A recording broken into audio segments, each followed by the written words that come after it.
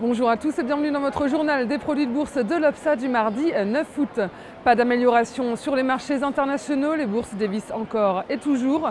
L'annonce de la dégradation de la dette de la note américaine pèse sur les marchés. L'indice parisien est dans le rouge pour la 11e séance consécutive. Il perd 4,68% à 3125 points. Toutes les valeurs sont affectées par la crainte d'une récession, sale journée notamment pour les valeurs automobiles avec par exemple Renault qui perd près de 10%. Les valeurs financières sont évidemment emportées dans le sillage de la baisse, ainsi que les valeurs technologiques. Alcatel-Lucent signe la pire performance du CAC 40. L'équipementier télécom lâche 9,71%. À Wall Street, les indices terminent également nettement dans le rouge. Le Dow Jones accuse une perte de 5,5% à 10 810 points et le Nasdaq fait pire et dégringole de 6,90% à 2 358 points. Barack Obama a tenté hier de rassurer les marchés et l'opinion après l'annonce de l'abaissement de la note américaine par Standard & Poor's. Mais les investisseurs redoutent une dégradation des notations des principales banques américaines et se montrent donc extrêmement prudents. Dans ce contexte de déprime boursière, l'euro baisse face au dollar et s'échange à 1,4241. Le pétrole recule évidemment. Le baril recule donc de 3,42 à 83,42 $. Sur le marché des dérivés, les volumes sont toujours élevés avec 79,3 millions d'euros échangés dans une séance en francs en repli sur le marché. Donc le ratio call-put reste inversé avec la dominance des puts. La divergence augmente encore entre investisseurs en turbo et en baran.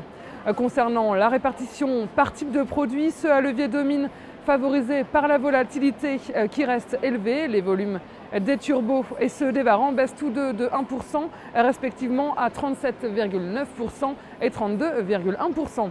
Les certificats benchmark 100% restent solides avec 18,9% favorisés par la recherche de diversification des investisseurs. Les produits à haute performance restent bien positionnés à 10,5%.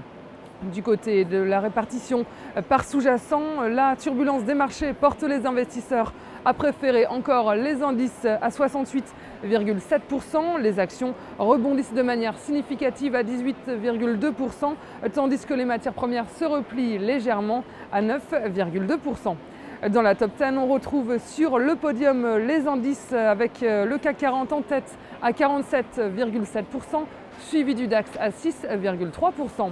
L'or qui a franchi le seuil de 1700 $ l'once est de retour dans la top 10 à 7%. Les échanges triplent sur le pétrole qui est à 3,7% et l'argent se replie à 0,7%.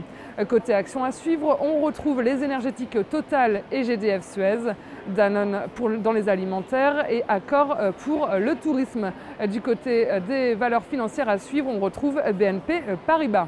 La valeur du jour, c'est aujourd'hui le groupe énergétique GDF Suez. Graphiquement, une figure de renversement en tête des pôles a été validée. La configuration croissante des volumes indique une pression vendeuse importante. À court terme, la dynamique sur le titre reste négative. Les moyennes mobiles à 20 et 50 jours sont orientées négativement et font actuellement office de résistance aux alentours des 22,45 €. Dans ces conditions, une poursuite de la baisse en direction des 18,50 € et des 17,25 € est à attendre. La stratégie qui vous est proposée pour jouer cette valeur, c'est l'achat du warrant put GDF Suez à 4 857 T d'Unicredit au prix d'exercice de 20 € et d'échéance au 2 décembre 2011. Voilà, c'est tout pour aujourd'hui. Bonne journée et à demain.